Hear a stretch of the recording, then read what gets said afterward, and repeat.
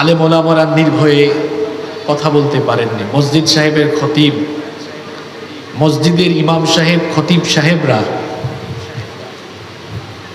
তারা নির্বিঘ্নে কথা বলতে পারেননি। কারণ বেশিরভাগ মসজিদে স্বৈরাচারের দোসররা কমিটির পদ দখল করে মসজিদগুলিতেও তারা সত্য কথা বলা বন্ধ করে দিয়েছিল। তবে এই পরিস্থিতি এখনো ফুরিয়ে যায়নি। এখনো বিভিন্ন মসজিদে সুদখোর, ঘুষখোর, বেনামাজি লোকেরা কমিটির পদ দখল করে বসে আছে। মসজিদ কমিটিতে সেই ব্যক্তি থাকবে যিনি আল্লাহ এবং রাসূলের আনুগত্য করে জীবন পরিচালনা করেন। ইন্নামা ইয়া'মুরু মাসাজিদাল্লাহি মান আমানা বিল্লাহি ওয়াল ইয়াউমিল আখির। আল্লাহ বলেছেন আল্লাহর ঘর মসজিদ নিশ্চয়ই তারা আবাদ করবে যারা আল্লাহ এবং আখিরাতের উপরে ঈমান আনবে, আখিরাতের জবাবদিহি নিয়ে যারা জীবন পরিচালনা করবে। যারা মসজিদের পদ দখল করে আছে, আখিরাতের জবাবদিহি নাই, করে চাঁদাবাজি, করে টেন্ডারবাজি, করে লুটতরাজ, করে চুরি, করে ডাকাতি, করে বদমাইশি, এই ধরনের অসৎ, এ ধরনের চোর ডাকাত, অসৎপরায়ণ ব্যক্তি কখনো কোনো মসজিদ কমিটির পদে থাকতে পারে না। ছাত্র জনতা বলছে রাষ্ট্র সংস্কার চলছে, মসজিদও রাষ্ট্রের অংশ, সেখানেও সংস্কার করতে হবে। অসৎ কোনো ব্যক্তি কোন এলাকার কোন মসজিদের পদে থাকতে পারবে না। মসজিদের ইমাম সাহেব, খতিব সাহেবের সাথে যা মন চায় তাই আচরণ করবে, এরকম কোন বেয়াদবকে আমরা বাংলাদেশের কোন মসজিদের কমিটিতে দেখতে চাই না। আলেম ওলামাদের সাথে সম্মানজনক আচরণ করতে হবে, কারণ ওলামায়ে কেরাম হলেন নবীগণের ওয়ারিস। সুবহানাল্লাহ। ওলামায়ে কেরাম আমার সাধারণ মানুষের মর্যাদা কি একরকম? আলেমদেরকে সম্মান করতে হবে, আলেমদেরকে ভালোবাসতে হবে, শ্রদ্ধা করতে হবে, কারণ ওলামায়ে কেরাম হলেন নবীগণের ওয়ারিস। সংগ্রামী বীর চট্টলাবাসী, আমরা একটি নিয়ামতপূর্ণ সময় পেয়েছি, এজন্য আমরা আল্লাহর শুকরগুজার আবারও আদায় করছি আলহামদুলিল্লাহ। বেশি বাড়াবাড়ির পরিণতি কখনোই ভালো হয় না। যারা গত 1.5 যুগ বেশি বাড়াবাড়ি করেছিল, আজ তাদের পরিণতি ভালো না খারাপ? আমরা যারা কোরআনের কথা বলতাম তারা রীতিমতো আমাদেরকে রাজাকার গালি দিত, পাকিস্তানি দূষর বা পাকিস্তানি রাজাকার বলতো। অথচ আমরা তাদের স্বৈরাচারী আমলে বাংলাদেশেই ছিলাম, বাংলাদেশ থেকে পালিয়ে যাই নাই। আমরা বাংলাদেশে ছিলাম, পাকিস্তানে যাই নাই, পাকিস্তানে যাওয়া আসা করিনি, যাতায়াত করিনি, পাকিস্তানের সাথে আমাদের কোনো সম্পর্ক নাই। বরং আমাদেরকে যারা পাকিস্তানি রাজাকার বলতো তারা দেখা গিয়েছে চুরি ডাকাতি আর লুটপাট করার কারণে যখন ছেঁচা খাওয়ার সময় এসেছে, গণদুলাইয়ের সময় এসেছে, তখন তারা মামুবাড়ি ভারতে পালিয়ে গিয়ে নিজেদেরকে ভারতীয় রাজাকার বানিয়ে ফেলেছে। সুতরাং আমাদেরকে পাকিস্তানি রাজাকার বলে যারা, আসলে তো আমরা পাকিস্তানি রাজাকার নই, মূলত ওরা হলো মামুবাড়ি দিল্লি সেই ভারতীয় রাজাকার, যেটা তাদের ব্যবহার দিয়ে, কর্মকাণ্ড দিয়ে তারা প্রমাণ করেছে। সংগ্রামী বীর চট্টলাবাসী, আমরা কোরআনের মাহফিলে এসেছি। এই কোরআন কি? এই কোরআন হচ্ছে আমার নবীর চরিত্র। সুবহানাল্লাহ পড়বেন না? কোরআন হলো আমার নবীর চরিত্র। আমার নবীর চরিত্র কেমন? সাহাবায়ে কেরাম আম্মা জান আয়েশা রাদিয়াল্লাহু আনহার কাছে গিয়ে জিজ্ঞেস করলেন, ওগো আমাদের মা, আমাদের নবীর চরিত্র সম্পর্কে আমাদেরকে বলেন। আম্মা জান আয়েশা রাদিয়াল্লাহু আনহা তখন বললেন, কানা খুলুকুল কোরআন, এই কোরআন ছিল আমার নবীর চরিত্র। এই কোরআনে আমার নবীর চরিত্র সম্পর্কে বলা হলো। রব্বুল আলামিন বললেন, ওয়া ইন্নাকা লাআলা খুলুকিন আযীম, আর নিশ্চয়ই আপনি নৈতিকতার মানদণ্ডে এক পুতু পবিত্র আদর্শের উপরে সুপ্রতিষ্ঠিত। সুবহানাল্লাহ। এখানে আল্লাহ তার নবীর চরিত্র বর্ণনায় তার নিজের একটি সিফাতি নাম, গুণবাচক নাম আল্লাহ ডেডিকেট করে দিয়েছেন। আযীম হচ্ছে আল্লাহর নাম। আযীম কার নাম? আরবিতে আযীম শব্দের অর্থ হলো, এটা এত ব্যাপক, এত গভীর, যার চাইতে বেশি গভীরতা, ব্যাপকতা আর থাকতে পারে না। আল্লাহ তার নবীর চরিত্রের ব্যাপারে আযীম শব্দ এজন্য দিয়েছেন যে নবীকে এমন চারিত্রিক পূর্ণতা দেওয়া হয়েছে, এই চরিত্রের উপরে আর কোনো চরিত্রই হতে পারে না। সুবহানাল্লাহ। আল্লাহ তার নবীর চরিত্র বর্ণনায় তার নিজের নাম যেমন দিলেন, ঠিক তেমনি ভাবে কোরআনে কারীম সম্পর্কে বলতে গিয়ে আল্লাহ তাআলা সেখানেও তার নিজের সিফাতি নাম আযীম শব্দ ব্যবহার করলেন। যেমন আল্লাহ তাআলা বললেন, ওয়ালাকাদ আতাইনাকা সাবআম মিনাল মাসানি ওয়াল কুরআনাল আযীম। আর অবশ্যই আমি আপনাকে নিত্য পাঠনীয় সপ্তবাক্য এবং কোরআনে আযীম দান করেছি। নবীর চরিত্র বুঝাতে গিয়ে, বর্ণনা করতে গিয়ে আল্লাহ আযীম শব্দ দিলেন। আবার কোরআনের গুণ বর্ণনা করতে গিয়ে আল্লাহ আযীম শব্দ দিলেন। সেই কোরআন হলো আমার নবীর চরিত্র, বলেছেন কি? এটা হলো প্রিন্টেড কোরআন, আর আমার নবী ছিলেন প্র্যাকটিক্যাল কোরআন। সুবহানাল্লাহ। এজন্য যারা সত্যিকারের আশিক ও রাসূল হতে চাইবে, যারা নবীর সত্যিকারের আদর্শে আদর্শিত হতে চাইবে, তারা কোরআনের রঙে নিজের জীবনকে রাঙিয়ে নেবে। কারণ এই কোরআন হলো আমার নবীর চরিত্র। কোরআন হলো আমার নবীর, জোরে বলেন তো, আমার নবীর চরিত্র কি? তাহলে আমাদের চরিত্র যদি আমরা নবী প্রেমে উদ্বুদ্ধ হয়ে, নবীর আলোকে, নবীর আদর্শ মতো আমরা যদি আমাদের চরিত্রকে ধারণ করতে, লালন করতে চাই, তাহলে এই কোরআনের মতো আমাদের চরিত্র বানানোর দরকার আছে না নাই? আমরা আজকে এই কোরআন থেকেই হেদায়াতি কিছু কথা শুনবো। আল্লাহ আমাদেরকে আমলের তৌফিক দান করেন, বলেন আমিন। সম্মানিত ভাইয়েরা, আমি আপনাদের সামনে কোরআনুল কারীমের 9 নম্বর সূরা, সূরাতু আত-তাওবা এর 111 নম্বর আয়াতে কারীমা তিলাওয়াত করেছি। এই আয়াতে আল্লাহ তাআলা প্রকৃত মুমিনদের পরিচয় তুলে ধরেছেন এবং সেই সকল মুমিনদের পরিণতি কি হবে সেটা আল্লাহ তাআলা অত্যন্ত চমৎকার করে বর্ণনা করেছেন। সুবহানাল্লাহ। বলেন তো দেখি, আমরা সবাই সত্যিকারের মুমিন হতে চাই কি চাই না? আমরা সবাই প্রকৃত মুমিন হতে চাই তো? তাহলে প্রকৃত মুমিন হতে হলে কি করতে হবে? এই আয়াতে তা তুলে দিয়েছেন কে? আবার প্রকৃত মুমিনদের পরিণতি কি হবে সেটাও এই আয়াতে যিনি স্পষ্টভাবে ঘোষণা করেছেন তিনি কে? তাহলে চলেন আমরা এই আয়াত থেকে সরাসরি আলোচনা আরম্ভ করি। কোরআনের তেলাওয়াত করলে সওয়াব হয় না গুনাহ হয়? তাহলে আমরা সওয়াবের নিয়তে আল্লাহর কালাম তিলাওয়াত করতে পারবো না ইনশাআল্লাহ? পড়েন আমার সঙ্গে, আউযু বিল্লাহি মিনাশ শাইতানির রাজিম, বিসমিল্লাহির রহমানির রহিম।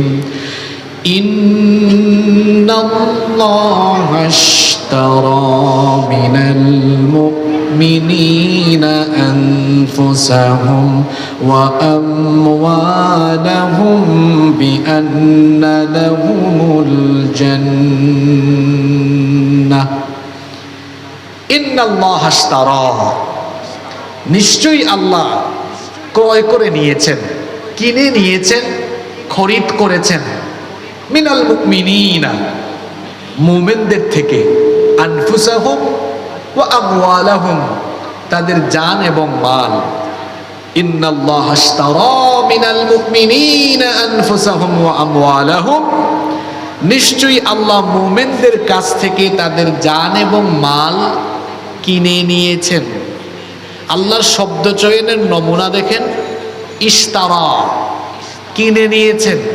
বুঝে থাকলে বলেন তো, আল্লাহ মুমিনদের জান মাল কিনবেন না কিনে নিয়েছেন? শব্দটা অতীত না ভবিষ্যৎ? কথা বুঝতেছেন না আপনারা? আল্লাহ কিনে নিয়েছেন, এটা অতীত না ভবিষ্যৎ? যদি ভবিষ্যৎ হতো তাহলে আল্লাহ বলতেন আল্লাহ কিনবেন। আল্লাহ কিনবেন বলেন নাই, বলেছেন নিশ্চয়ই আল্লাহ কিনে নিয়েছেন। তাহলে শব্দটা অতীতের না ভবিষ্যতের? তাহলে বোঝা গেল যে ব্যক্তি মুমিন হবে সে ব্যক্তি তার জানমাল আল্লাহর কাছে বিক্রি করে দিতে হবে। তার মানে ইমানদার হওয়ার শর্তই হলো নিজের জান এবং মালকে আল্লাহর কাছে সুপর্দ করে দেওয়া, বিক্রি করে দেওয়া। যে ব্যক্তি নিজের জান এবং মালকে আল্লাহর কাছে বিক্রি করতে পারেনি সেই ব্যক্তি এখনো মুমিনের কাতারে আসতে পারে। প্রকৃত অর্থে বলেন তো আমাদের জান এবং মালের আসল মালিক কে? আপনার জানের মালিক কে? আপনি? আপনার জানের মালিক আপনি না বলেই আপনার অজান্তেই পেটে ব্যথা হয়, মাথা ব্যথা হয়, রোগবালাই হয়, আপনার অজান্তেই ঘুম চলে আসে। কারণ এই শরীরের উপরে আপনার নিয়ন্ত্রণ নাই। আপনার শরীরের উপরে নিয়ন্ত্রণ কার? আবার আপনার যে মাল আছে, সম্পদ আছে, এগুলোর প্রকৃত মালিক আপনি নন। যদি সত্যিকারের মালিক আপনি হতেন তাহলে কেউ আপনাকে ফকির বানাতে পারতো না। আপনি সম্পদের মালিক নন বলে আল্লাহ চাইলে সকালবেলার সম্পদশালীকে বিকেলবেলার নিঃস্ব অসহায় ফকির করে দিতে পারেন কি পারেন না? তাহলে জান এবং মালের আসল মালিক কে? আল্লাহ।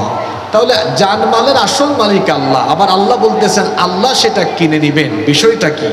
বিষয়টা হলো এই, আসলে জান এবং মাল আল্লাহ তাআলা দুনিয়ার ক্ষণস্থায়ী কিছু সময়ের জন্য আমাদের কাছে আল্লাহ এটা আমানত রেখেছেন, আর আমাদেরকে ফ্রিডম অফ চয়েস দিয়েছেন, অর্থাৎ আমাদের ইচ্ছার স্বাধীনতা দিয়েছেন। আমরা চাইলে এই জানমালকে আল্লাহর পথেও ব্যবহার করতে পারবো, আবার চাইলে জান এবং মালকে আল্লাহর নাফরমানের পথেও ব্যবহার করতে পারবো। এখানে ফ্রিডম অফ চয়েস দেওয়া হয়েছে, অর্থাৎ ইচ্ছার স্বাধীনতা আমাদেরকে দেওয়া হয়েছে। পৃথিবীতে মানুষ ছাড়া অন্য কোনো প্রাণীকে আল্লাহ ইচ্ছার স্বাধীনতা দেন নাই। সূর্য কি চাইলেই আগামীকাল উত্তর দিক থেকে উঠতে পারবে? সূর্যের জন্য আইন ফিক্সড করা, কিয়ামতের সিংহাধনের আগ পর্যন্ত পূর্ব দিকে উঠবে, পশ্চিম দিকে ডুবে যাবে, ফিক্সড। আল্লাহর হুকুম ছাড়া বাতাস চালু কিংবা বন্ধ হতে পারবে? আল্লাহর হুকুমে সব চলে, আর সবাই আল্লাহর আইন মানতে বাধ্য। শুধুমাত্র মানুষকে আল্লাহ তার আইন মানতে বাধ্য করেননি। এখানে আল্লাহ মানুষকে স্বাধীনতা দিয়েছেন, চাইলে সে আল্লাহর পথে তার জীবনকে পরিচালিত করতে পারবে, আবার চাইলে সে আল্লাহর নাফরমানিতেও লিপ্ত হতে পারবে। ফ্রিডম অফ চয়েস দেওয়া হয়েছে। এখন ওই চয়েস পাওয়ার পরে, ইচ্ছার স্বাধীনতা পাওয়ার পরেও যারা মহান রবকে চিনে, মহান রবের আনুগত্য পোষণ করে নিজের জান এবং মালকে আল্লাহর কাছে যারা সুপর্দ করে দেয়, আল্লাহ বলেছেন এরাই হলো সত্যিকারের মোমেন। সুবহানাল্লাহ। এরকম মোমেন হতে চাই কি চাই না? যারা তাদের জান এবং মালকে আল্লাহর কাছে বিক্রি করে দেয়, আল্লাহর সন্তুষ্টির উদ্দেশ্যে যারা নিজেদেরকে আল্লাহর কাছে বিক্রি করে দেয়, তারা আল্লাহর প্রিয় বান্দা, এবং এরাই হলো সত্যিকারের মুমিন। আল্লাহ তাআলা সেই সকল বান্দাদের প্রতি হয়ে যান স্নেহপরায়ণ। এজন্য রব্বুল আলামিন কোরআনুল কারীমের 2 নম্বর সূরা সূরাতুল বাকারা 207 নম্বর আয়াতে রব্বুল আলামিন বলছেন, ওয়া মিনান নাসি মান ইয়াশরি নাফসাহু বিতিগা মারদাতিল্লাহ ওয়াল্লাহু রাউফুম বিল ইবাদ। আল্লাহ তাআলা বলছেন, আর মানুষের মধ্যে এমন কিছু লোক আছে যারা আল্লাহর সন্তুষ্টির জন্য নিজেকে আল্লাহর কাছে বিক্রি করে দেয়। আবার অন্যদিকে এমন কিছু মানুষ আছে যারা আল্লাহর উপরে প্রকৃতভাবে ঈমান আনেনি, বরং ঈমানের বিপরীতে তারা গুমরাহিকে খরিদ করে নিয়েছে, আখিরাতের পরিবর্তে দুনিয়াকে তারা কিনে নিয়েছে। এদের সম্পর্কে রব্বুল আলামিন কোরআনুল কারীমের 2 নম্বর সূরা সূরাতুল বাকারা 175 নম্বর আয়াতে বলেছেন, উলাইকাল্লাযীনা ইশতারাবুদ-দালালাতা বিল হুদা ওয়াল আযাবা বিল মাগফিরাহ ফামা আসবারহুম আলান النار আল্লাহ তাআলা বলছেন যে সকল লোকেরা তাদের জানমাল আল্লাহর কাছে বিক্রি করেনি সেই সকল লোকেরা হলো তারা যারা হেদায়েতের বিনিময়ে গুমরাহিকে ক্রয় করে নিয়েছে। সে সকল লোকেরা হলো তারা যারা ঈমান এনে আল্লাহর ক্ষমা লাভের বিপরীতে আল্লাহর আযাবকে তারা খরিদ করে নিয়েছেন। আল্লাহ বলেছেন সেই সকল লোকদেরকে জাহান্নামের আগুন থেকে কোনোভাবেই রেহাই দেয়া হবে না। রব্বুল আলামিন কোরআনুল কারীমের 2 নম্বর সূরা সূরাতুল বাকারা এর 86 নম্বর আয়াতে আরো চমৎকার করে বলছেন উলাইকাল্লাযীনা ইশতারাফুল হায়াতাদ দুনিয়া বিল আখিরাহ ফালা ইউখাফফাফু আনহুমুল আযাবু ওয়ালা হুম ইউনসারুন। যারা তাদের জান এবং মালকে আল্লাহর কাছে বিক্রি করে দিতে পারেনি সেই সকল লোকেরা হলো তারা যারা আখিরাতের বিনিময়ে দুনিয়ার জীবনকে ক্রয় করে নিয়েছে। এরা আখিরাতের চাইতে দুনিয়ার জীবনকে বেশি প্রাধান্য দিয়েছে। এরা তাদের জান আর মাল দুনিয়ার মোহে দুনিয়ার লোভে দুনিয়াবি স্বার্থে এগুলো তারা জান এবং মালকে তারা পরিচালিত করছে। কিন্তু সত্যিকারের মুমিন যারা জান এবং মালকে আল্লাহর কাছে বিক্রি করে দেয় তারা, আর সত্যিকারের মুমিন হতে হলে জান এবং মালকে বিক্রি করে দিতে হবে যার কাছে তিনি কি। এজন্য আল্লাহ সূরা তাওবার 111 নম্বর আয়াতের শুরুতেই বললেন ইন্নাল্লাহা আশতারা মিনাল মুমিনিনা আনফুসাহুম ওয়া আমওয়ালাহুম বিআন্না লাহুমুল জান্নাহ। নিশ্চয়ই মুমিনদের কাছ থেকে আল্লাহ তাদের জান এবং মালকে খরিদ করে নিয়েছেন। আপনারা বলেন তো চট্টগ্রামের মানুষ কারো কাছ থেকে কোনো জিনিস কিনলে বিনিময় দিতে হয় কি হয় না? আমি পিছন থেকে কোনো আওয়াজ পাচ্ছি না। কারো কাছ থেকে কোনো জিনিস ক্রয় করলে বিনিময় দিতে হয় কি হয় না? আমাদের বাংলাদেশে বিনিময় এর মাধ্যম হলো মুদ্রা, যেটাকে আমরা টাকা বলি। আপনি ফোন কোথাও থেকে কিনলে ক্রয় করলে বিনিময় হিসাবে কি পেইড করবেন? টাকা, মানি পেইড করবেন। এখন বান্দা তার জান এবং মাল যে আল্লাহর কাছে দিয়ে দিচ্ছে, বিক্রি করে দিচ্ছে, আল্লাহ এটা ক্রয় করছেন, আল্লাহ কি বিনিময় দিবেন না? আচ্ছা বলেন তো, আমার আপনার বিনিময়ের মতো দুনিয়ার বিনিময়ের মতো কি আল্লাহর বিনিময় হবে? আল্লাহর বিনিময় তার চাইতে আরো অধিক উত্তম হবে কি হবে না? আল্লাহ এবার বলছেন শোনো, তোমাদের জান এবং মালকে কিনে নেওয়ার পরে বিনিময় হিসেবে তোমাদেরকে কি দিব? বিআন্না লাহুমুল জান্নাহ, ওই মুমিনদের জন্য আমি জান্নাত দান করে দিব। তাহলে বলেন আল্লাহ মুমিনদের কিনে নিয়েছেন কয়টা জিনিস? আওয়াজ তো হয় না। কয়টা জিনিস? এক, বলেন এক, জান। দুই, এই জান আর মাল হলো পণ্য। আল্লাহ তাআলা এই আয়াতে আল্লাহর উপরে বান্দার ঈমানকে এটা ব্যবসায়িক চুক্তির মতো করে একটা তুলনা করেছেন বা উপমা পেশ করেছেন।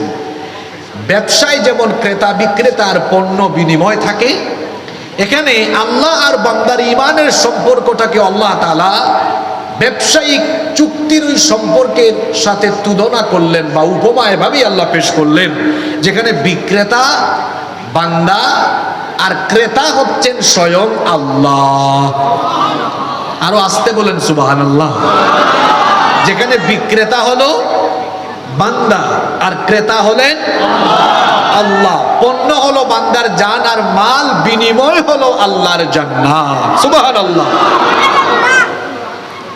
এই যে বান্দা তার জান মাল আল্লাহর কাছে বিক্রি করে দিচ্ছে, এই যে আল্লাহর সাথে বান্দার ঈমানের সম্পর্ক এটা যেন একটা ব্যবসায়িক সম্পর্কের মতো। কোরআন বুঝার একটা মজা হলো, কোরআনের এক আয়াতের তাফসীর অন্য আয়াতে পাওয়া যায়। সুবহানাল্লাহ। বান্দার সাথে আল্লাহর এই যে কেনা বেচার এই সওদা, কেনা বেচার এই সম্পর্ককে আল্লাহ অন্য সূরার অন্য আয়াতে বলেছেন এটা আল্লাহর আর বান্দার বরকতময় ব্যবসা। কোরআনে কারীমের 61 নম্বর সূরা সূরাতুস সাফের 10 নম্বর আয়াতে আল্লাহ তাআলা আল্লাহর সাথে বান্দার এই জানমাল কেনা বেচার সম্পর্ককে বরকতময় ব্যবসা বলে অভিহিত করলেন। আল্লাহ তাআলা বললেন, ইয়া আইয়ুহাল্লাযীনা আমানু হাল আদুল্লুকুম আলা তিজারাতিন তুনজিকুম মিন আযাবিন আলীম। আল্লাহ তাআলা বললেন, ইয়া আইয়ুহাল্লাযীনা আমানু, হে ঈমানদারেরা। আমরা ঈমানদার না বেঈমান? এটাও জোরে বলতে পারলেন না? আমরা ঈমানদার না বেঈমান? আল্লাহ আপনি সাক্ষী থাকেন, আমরা ঈমানের ঘোষণা দিয়েছি, আপনি আমাদের ঈমানকে কবুল করে নেন, বলেন আমিন। আল্লাহ এখানে আমাদেরকে লক্ষ্য করে বলছেন, হে ঈমানদারেরা, হাল আদুল্লুকুম আলা তিজারা, আমি কি তোমাদেরকে এমন একটি ব্যবসার সন্ধান দেব না যেই ব্যবসা করলে পরে তুনজিকুম মিন আযাবিন আলীম, এই ব্যবসার কারণে রব্বুল আলামিন কিয়ামতে আখিরাতে তোমাদেরকে কঠিন আযাব থেকে বাঁচিয়ে দিবে। আমরা আল্লাহর কাছে জানতে চাইলাম, আল্লাহ সেই ব্যবসাটা কি চালের ব্যবসা না গমের ব্যবসা, পেঁয়াজের ব্যবসা না হার্ডওয়্যারের ব্যবসা?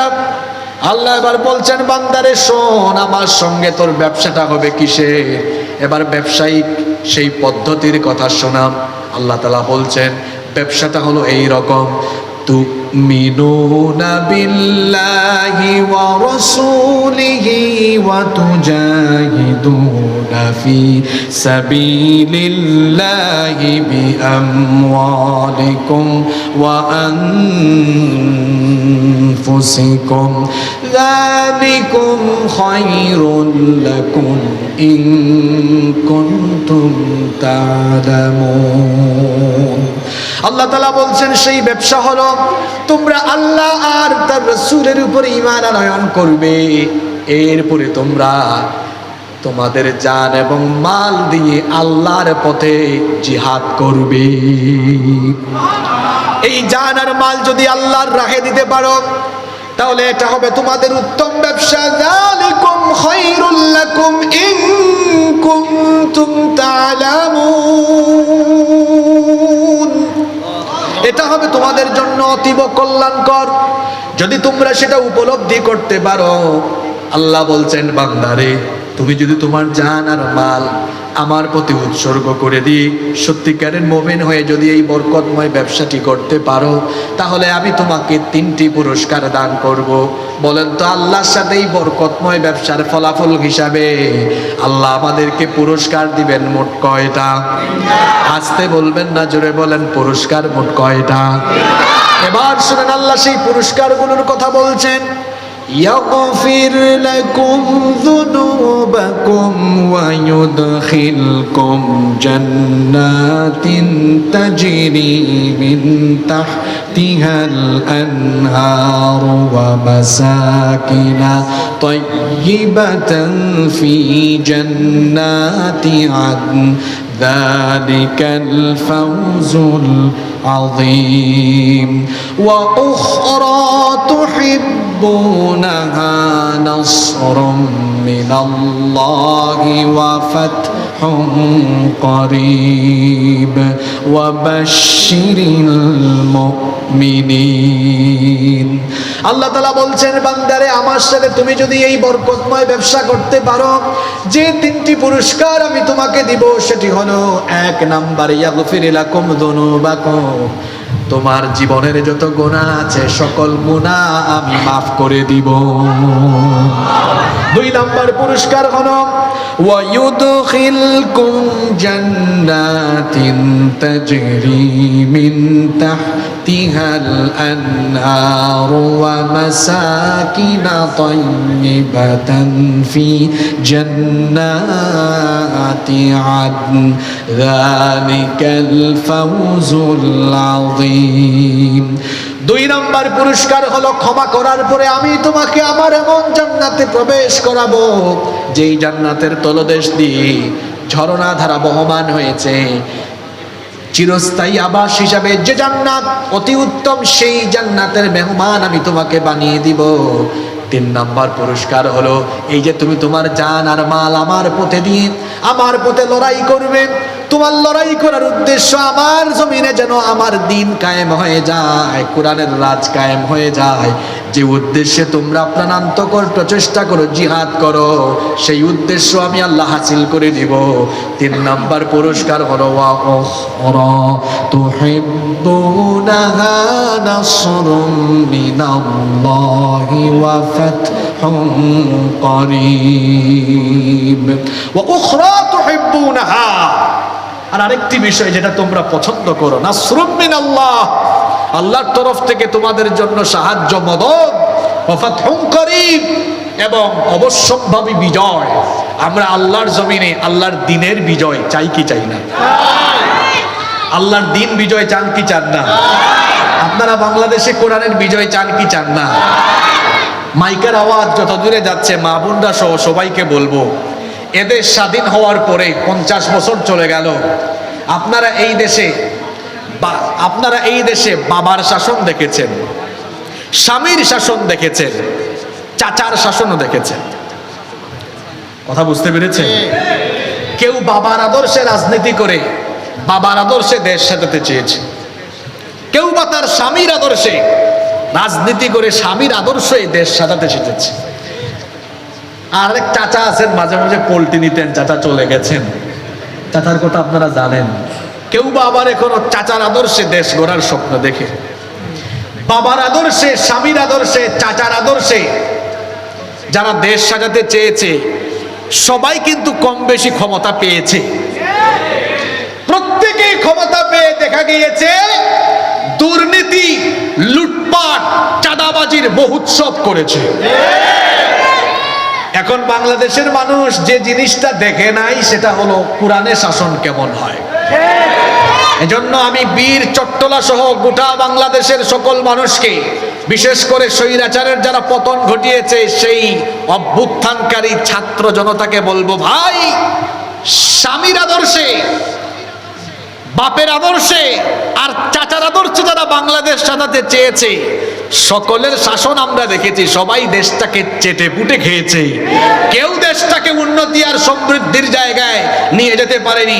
এখন সময় এসেছে কুরআনওয়ালা আর ইসলামপন্থী আলেম উলামাদের হাতে এই দেশের দায়িত্ব তুলে দেওয়া।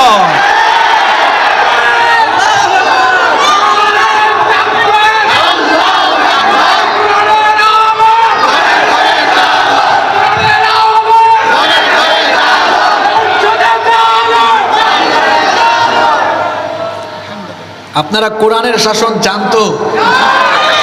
আপনারা বাপের শাসন দেখছেন না? কথা বলতে ভয় পান নাকি? আমি এরকমই। আপনারা যারা আমাকে আগে থেকে চিনেন, আমি স্বৈরাচারের আমলেও এরকম সাফ সাফ স্পষ্ট কথা বলেছি। আমি স্বামীর শাসন দেখেন নাই, বাপের শাসন দেখেন নাই, চাচার শাসন দেখেন নাই। সবাই তো চুরি কম হোক বেশি হোক করেছে কিনা? এদেশে আলেম ওলামারা বিভিন্ন ইসলামী দলের অনেক ইউপি মেম্বার, চেয়ারম্যান, সিটি কর্পোরেশনের কাউন্সিলর এবং পার্লামেন্ট মেম্বার ইতিপূর্বে হয়েছেন, মন্ত্রণালয়েও দায়িত্ব পালন করেছেন। আপনারা বলেন, বাংলাদেশের যে কোনো ইসলামী রাজনৈতিক দলের কোনো নেতা বা কর্মী কিংবা কোনো আলেম ওলামারা কি ক্ষমতা পেয়ে ক্ষমতার অপব্যবহার করে লুটপাট দুর্নীতি করেছেন?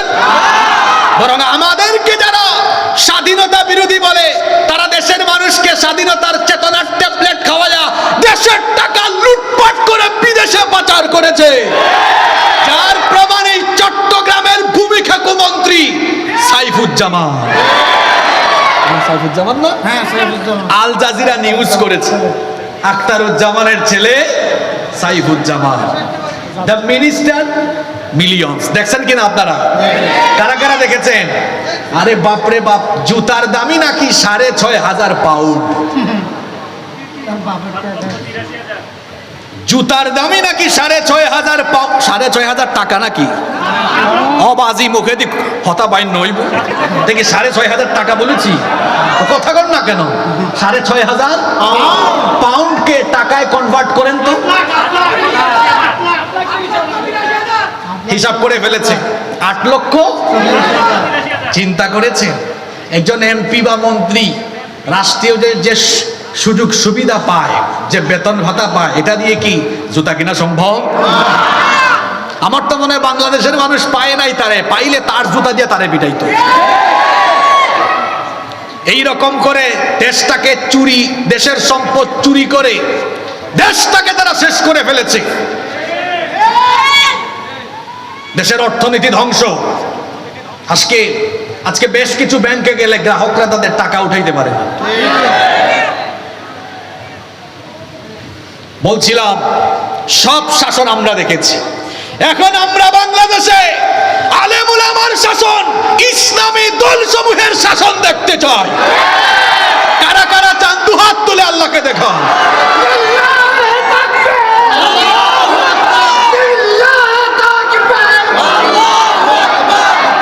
এখন এটা পেতে হলে আল্লাহ আয়াতে পেতে হলে কি করতে হবে বলেছেন এমন মুমিন হতে হবে জান আর মাল দিয়ে লড়াই করতে হবে আল্লাহর জমিনে, আল্লাহর দ্বীন কায়েমের জন্য। পারবেন তো ইনশাআল্লাহ? জান মাল দিয়ে দিব কার পথে? জোরে বলেন, কার পথে? এটা দিলে কি হবে? আল্লাহ বলেছেন 3 নাম্বার পুরস্কার যেটা চেয়েছো ওইটাও দিয়ে দিব। তোমাদের স্বপ্নের বাস্তবায়ন ঘটিয়ে প্রতি ইঞ্চি জমির উপরে আমি কোরআনের রাজ কায়েম করে দিব। আল্লাহু আকবার। তাহলে এই বরকতময় ব্যবসা করতে রাজি আছেন তো? এটাকে আল্লাহ বলেছেন বরকতময় ব্যবসা।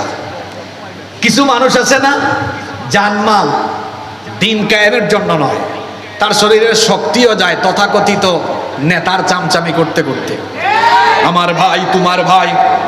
আর দেখবেন আরেকজনের শুভেচ্ছা সে জানায়। বুঝেন না এই কথা আমার?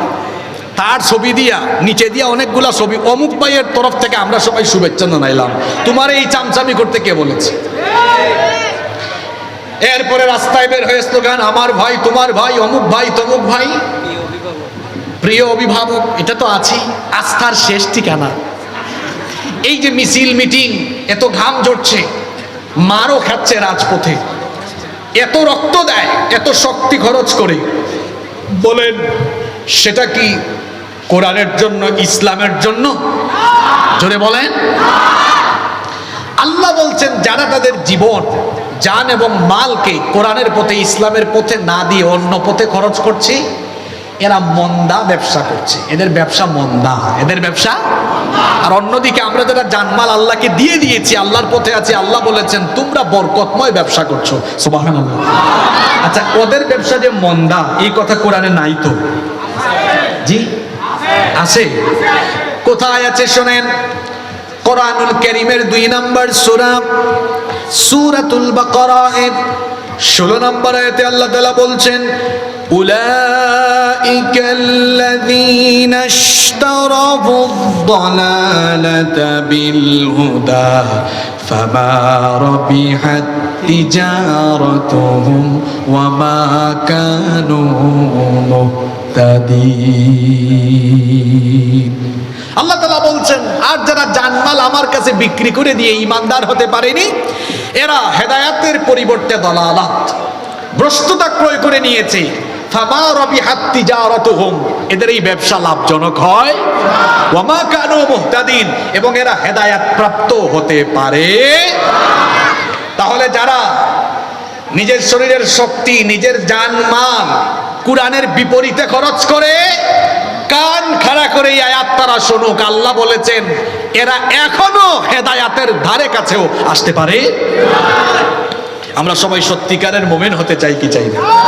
তাহলে জানমাল বিক্রি করতে হবে কার কাছে? এখন আসেন তো, বিক্রি করা বলতে আপনারা কি বুঝেন? মনে করেন এই ফোন, আপনারা শুনতেছেন তো, গভীর কথাবার্তা শুরু হয়েছে, কান লাগান। এই ফোন মনে করেন আমার ভাইয়ের ছিল, তিনি আমার কাছে বিক্রি করে দিলেন। এখন বিক্রি করার পরে এই ফোন কি তিনি আর তার মতো ব্যবহার করতে পারবেন, নাকি আমার মতো ব্যবহার হবে? আমার মতো ব্যবহার হবে। এখন আপনি আমি যদি আমার জান আর মাল আল্লাহর কাছে বিক্রি করে দিই, তাহলে এই জানমাল কি আমাদের নিজের ইচ্ছায় পরিচালিত হবে না আল্লাহর ইচ্ছায়? কথা বুঝতে হবে। আপনি জানমাল আল্লাহর কাছে বিক্রি করে দিলে তখন আপনাকে এই ফিলিংস ধারণ করতে হবে, আমার জান, আমার শক্তি সামর্থ্যের সবটুকু আল্লাহর জন্য, রসুলের জন্য হবে। আমার মাল সম্পদ সব খরচ হবে শুধুমাত্র দিন কায়েমের উদ্দেশ্যে। এই রকম করে যদি আমি আমার জান আর মালকে আল্লাহর কাছে বিক্রি করে দিতে পারি, তাহলে ফলাফল কি হবে? আল্লাহ বলেছেন বিআন্না লাকুমুল জান্নাহ, তোমাদের জন্য রেখেছি জান্নাত। এবার জান্নাতের ধরনটা কেমন, জান্নাতটা কেমন, আর আমাদের মাল সম্পদ কেমন বুঝাই আমি আপনাদেরকে। বলেন তো, আমাদের জান আর মাল ক্ষণস্থায়ী না চিরস্থায়ী? বলেন, জান মাল ক্ষণস্থায়ী না চিরস্থায়ী? এবার বলেন তো দেখি, জান্নাত ক্ষণস্থায়ী না চিরস্থায়ী? যে ব্যক্তি জান্নাতে যাবে, খালিদিনা ফিহা আবাদা, চিরকাল সে সেখানে থাকবে, জান্নাত থেকে আর বের হবে না।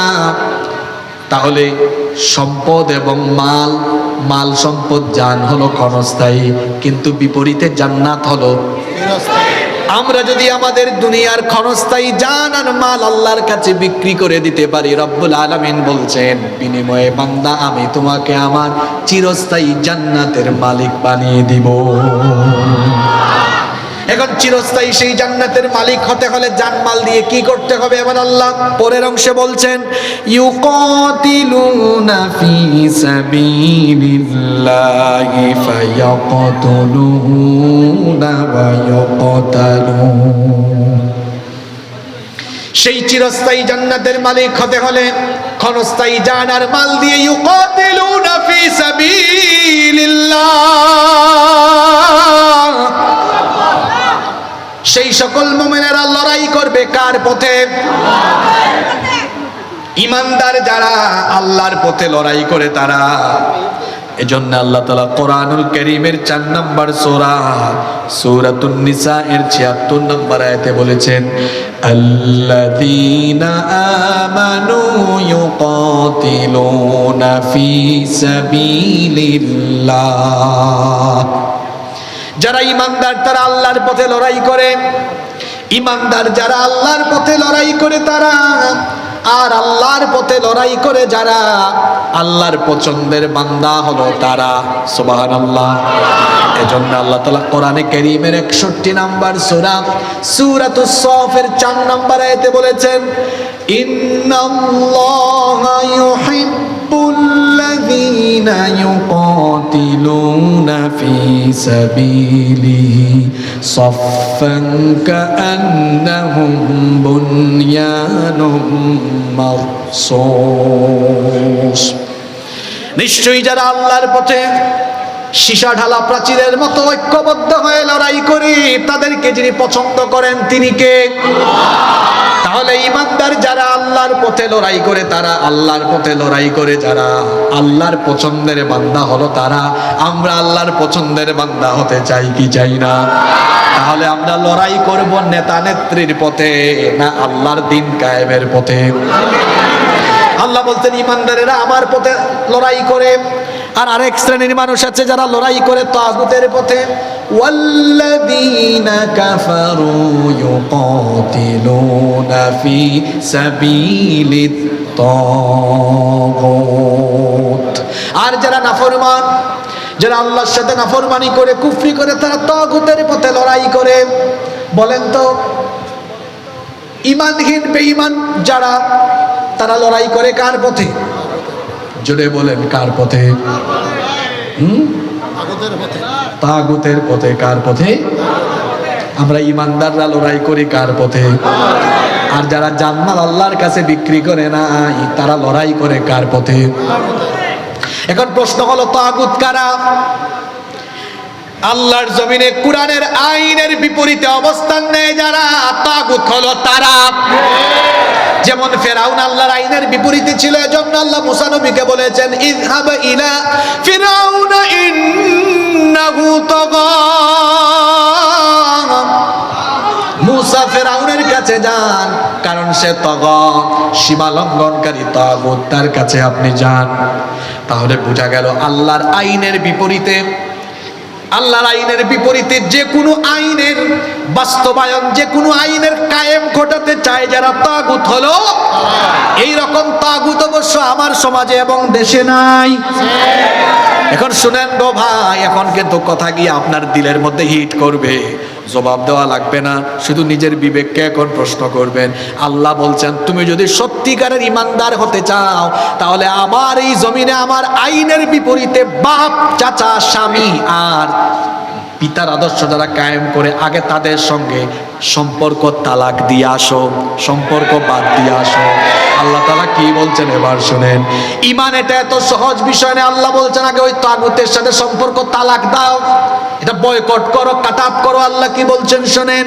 ফামান ইয়াকফুর বিত্তাগুতি ওয়া ইউমিন বিল্লাহি ফাকাদ ইসতামসাকা বিল উরওয়াতিল ওয়াসকা লা ইনফিসামা লাহা ওয়াল্লাহু সামিউন আলীম। আল্লাহ তাআলা বলছেন যে ব্যক্তি তাগুতের সাথে সম্পর্ক কাটাপ করে, তাগুতকে অস্বীকার করে, তাগুতের সাথে কুফরি করে এবং এরপরে আল্লাহর উপরে ঈমান আনে, সে এমন এক মজবুত রশি ধারণ করলো যা কখনো ছিন্ন হবার নয়।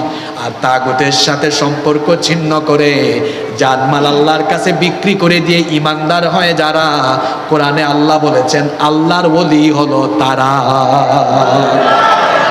আপনাদেরকে এদেশের কিছু মাজার পূজারি শিখিয়েছে পীর হতে গেলে মাজার লাগবে, খানকা লাগবে। আর আল্লাহ শিখিয়েছেন আল্লাহর ওলি হতে হলে কি করা লাগবে।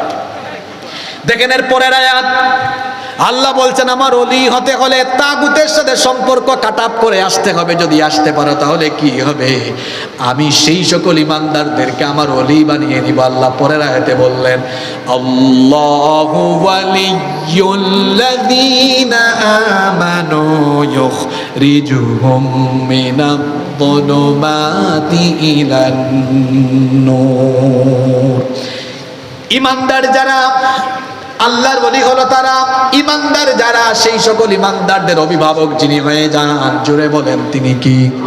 আর আল্লাহ যখন ইমানদারদের অভিভাবক হয়ে যান, আল্লাহ বলছেন ইখরিজুহুম মিনায-যুলুমাতি ইলান নূর, তাদেরকে গুমরাহির অন্ধকার থেকে হেদায়েতের আলোয় জেনে নিয়ে আসেন তিনি কি? অন্যদিকে যারা তাগুতের সাথে দহরম মহরম বাদ দিতে পারে না, তাগুতের সাথে তাদের উঠা বসা চলাফেরা, আল্লাহ তাদের ব্যাপারে বলছেন ওয়াল্লাযীনা কাফারু আউলিয়াউহুমুত তাগুত ইউখরিজুনাহুম মিনান নূরি ইলা الظلمات أولئك أصحاب النار هم فيها خالدون। আল্লাহ তাআলা বলছেন আর যারা নাফরমান, যারা কাফির, এরা তাগুতের অভিভাবক, তাগুতের ওলি, এরা তাগুতের বন্ধু। ইমানদাররা কার ওলি? আল্লাহ। আরো আসতে বলেন কার ওলি? আর বেঈমানরা কার ওলি? তাগুতের ওলি বা শয়তানের ওলি। এখন বলেন তো আমরা কার ওলি হতে চাই? আল্লাহর ওলি যদি হতে চান তাহলে আল্লাহ বলেছেন ইউকাতিলুনা ফি সাবিলিল্লাহ, জানমাল দিয়ে আল্লাহর পথে লড়াই করো। জান আর মাল দিয়ে, জানটাও আল্লাহর পথে দাও, মালটাও আল্লাহর পথে। আমার দিকে তাকান, খুব ডেঞ্জারাস সেনসিটিভ একটি আয়াত এখন তেলাওয়াত করব। যারা জান এবং মালকে তাগুতি পথে খরচ করছেন ভাইয়েরা, তাগুত মানে কি একটু আগেই বলেছি, একেবারে সংক্ষিপ্ত পরিচয় হলো কোরআনের বিপরীতে অন্য আইন বাস্তবায়ন করতে চায় যারা, তাগুত হলো সেই আইনের বাস্তবায়নে গিয়ে অমুকের আদর্শে আদর্শিত, তমুকের আদর্শে আদর্শিত, অমুকের সৈনিক তমুকের সৈনিক হচ্ছেন, অমুকের সৈনিক তমুকের সৈনিক হয়ে স্লোগান দিচ্ছেন। আমার ভাইয়ের চরিত্র ফুলের মতো পবিত্র, যার জন্য স্লোগান দেয় সে নামাজ পড়ে না এক ওয়াক্ত, সে গাঁজা খায় 5 ওয়াক্ত, শয়তানের ভক্ত, জাহান্নামের তত্ত্ব। এই যে অমুক তমুকের আদর্শের অনুসারী হলো, আহারে কিয়ামতের দিন 2টা হাত কামড়াবে, কামড়ায় কামড়ায় আফসোস করে কি বলবে, এই কথাগুলো আমার না, ওপেন কথাবার্তা, একটা কথাও গোপন নাই। যারা অমুক তমুকের আদর্শে আদর্শিত হয়ে অমুক নেতা তমুক নেতার চামচামি করে, আল্লাহর কোরআনের আয়াতগুলো শুনেন। কোরআনে কারীমের 25 নম্বর সূরা ফুরকানের 27 নম্বর আয়াত আল্লাহ বলছেন, وَيَوْمَ يَعَضُّ الظَّالِمُ عَلَى يَدَيْهِ يَقُولُ يَا لَيْتَنِي اتَّخَذْتُ مَعَ الرَّسُولِ سَبِيلًا। সেই দিন কিয়ামতের ময়দানে সে সকল লোকেরা দুই হাত কামড়ায় কামড়ায় আফসোস করে বলবে, ইয়া লাইতানি ইত্তাখাযতু মা'আর রাসূলি সাবিলা, আমরা যদি রাসূলের পথের অনুসারী হতাম, রাসূলের পথ যদি গ্রহণ করতাম। রাসূলের পথ হলো কোরআনের পথ। রাসূল তার নবুয়তের 23 বছরে বলেন তো নিজের মতবাদ, মানুষের মতবাদ প্রচেষ্টার কাজ করেছেন না কোরআন বিজয়ের কাজ করেছেন? সেদিন আফসোস করে বলবে, আহারে অমুক নেতা আর তমুক নেতার অনুসারী হয়ে যদি আমি না হয়ে যদি আমি রাসূলের তরিকার অনুসারী হয়ে রাসূলের পথে থাকতাম। দুই হাত কামড়ায় কামড়ায়া ওই লোকটা আফসোস করে আরো কি বলবে শোনেন, ইয়া ওয়াইলাতা লাইতানি লাম আত্তাখিদ ফুলানান খলিলা, আফসোস লাম আত্তাখিদ ফুলানান খলিলা, অমুককে যদি আমার বন্ধু না বানাতাম, অমুককে যদি আমার বন্ধু না বানাতাম, অমুকের সাথে যদি না চলতাম, তাহলে তো আজ আমার এই কঠিন পরিণতি হতো না। অমুক তমুকের সাথে চলার কারণে আমার কি হলো, লাকাদ আদাল্লানি আনিল যিকরি বা'দা ইয জাআনি ওয়া কানা আশ-শাইতানু লিল ইনসানি খাযুলা। অমুক তমুকের সাথে চলার কারণে এরা আমাদেরকে কোরআনের উপদেশ থেকে ফিরায় রাখতো, উল্টা আমাদেরকে তার নেতা কি বলেছেন সেই উপদেশ শোনাতো। আপনারা আলেমদের কাছে গেলে দেখবেন আলেমরা কোনো ব্যক্তির পূজা করে না, দলের দালালি করে না, বরং আলেমদের কাছে গেলেই আল্লাহ আর রাসূলের উপদেশ আপনাদেরকে শোনায়। সেই আলেমদের কাছে যান, আপনারা আলেমদের কাছে যান, আলেমদের কাছে যান, যারা আল্লাহর জমিনে আল্লাহর বিধান বাস্তবায়ন করতে চায় তাদের কাছে যান। তারা আপনাদেরকে আল্লাহর কথা, রসুলের কথা শোনাবে। এর বিপরীতে যার কাছেই যাবেন, হয় তার স্বামীর কথা, নয় তার বাপের কথা, নয় তার চাচার কথা শোনায়া আপনাদেরকে নষ্ট করার পরিকল্পনা করবে। আর কেমনে বুঝাইলে আপনি বুঝবেন গো? আর কেমনে বুঝাইতাম আপনারে? এরপরেও যদি আপনি না বুঝেন, তাইলে আমি মনে করব শয়তান হয়তো মাথায় পেশাব করে দিয়েছে। এই জন্য বুঝের কথাগুলো ভিতরে যায় না। আল্লাহ আমাদেরকে হেদায়াত দান করুন, আল্লাহ আমাদেরকে সঠিক বুঝ দান করুন। তাহলে আফসোস করার আগে সময় থাকতে ভালো হয়ে যাওয়া ভালো না খারাপ? সময় থাকতে ভালো হবো তো। এই জন্য যুবকদেরকে, তরুণদেরকে বলবো, আমার ভাইয়েরা, আপনাদের জান মাল, শরীরের শক্তি আর সামর্থ্য কোনো নেতার সামনে পিছনে চামচামি করার জন্য দেওয়া হয় নাই। আপনার তারুণ্য আর যৌবন দেওয়া হয়েছে কোরআনের মিছিলে শামিল হয়ে কোরআনের রাজ কায়েম করার জন্য।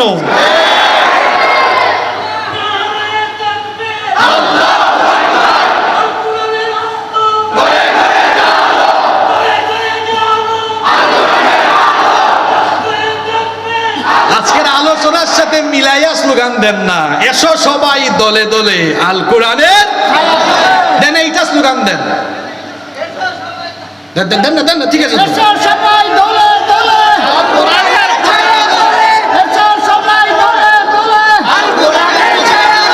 স্বামী, বাপ আর চাচার ছায়া তোলে নয়, এসো কোরআনের ছায়া তোলে সমবেত হই, এসো আল্লাহ রাসূলের অনুগত হই, এসো কোরআনের ছায়া তোলে সমবেত হই, এসো আল্লাহ রাসূলের অনুগত হই। পারবো না ইনশাআল্লাহ? এই দেশে অভাব নাই। আমি আজকে রাজশাহী থেকে ফিরলাম। উত্তরবঙ্গ প্রতি বছর বহুবার যাওয়া হয়। এদেশে এত সম্পদ। আমার বাড়ি সিলেটে, কত নেয়ামত, সেখানে পাথরের খনি, কয়লার খনি আছে, চা আছে, গ্যাস আর আপনি সারা দেশ ঘুরে দেখবেন, এই যে চট্টলায় আল্লাহ এত নিয়ামত দিয়েছেন, সাগরের মাছ আছে, ওইদিকে চলে যান, দক্ষিণ চট্টগ্রামের দিকে লবণ আছে, চিংড়ি আছে, মহেশখালীর পান আছে, আরো যে কত কিছু আছে। আপনি উত্তরবঙ্গ গেলে দেখবেন দুচোখ যেদিকে যায় শুধু সবুজ আর সবুজ, ফসলের সমারোহ। আর এদেশের জমিনে আল্লাহ এমন উর্বরতা শক্তি দিয়েছেন, মানুষ যা ফেলে তাই হয়ে যায়। সুবহানাল্লাহ। সম্পদের অভাব আছে? সম্পদের অভাব নাই, শুধু আছে ভালো মানুষের অভাব। ভালো মানুষের অভাব আছে বলে এদেশের জাতির ঘাড়ে ঋণের বোঝা তারা যত চাপিয়েছে, তার চেয়ে বেশি তারা চুরি করে বিদেশে নিয়ে গেছে। তাহলে বোঝা গেল ভালো মানুষের সম্পদ আছে। শুধু এই সম্পদকে কাজে লাগানোর জন্য আর মানুষের মধ্যে ইনসাফ ভিত্তিক সুষম বন্টন নীতি কায়েমের জন্য আল্লাহওয়ালা সৎ মানুষদেরকে রাষ্ট্র ক্ষমতায় শুধু বাংলাদেশে প্রয়োজন আছে। এই জিনিসটা যদি হয়ে যায়, আমরা আল্লাহর আইন চাই আর সৎ লোকের শাসন চাই। আমরা চাই কি চাই না? এটা যদি আমরা বাস্তবায়ন ঘটাতে পারি, বাংলাদেশ বদলে যাবে ইনশাআল্লাহ।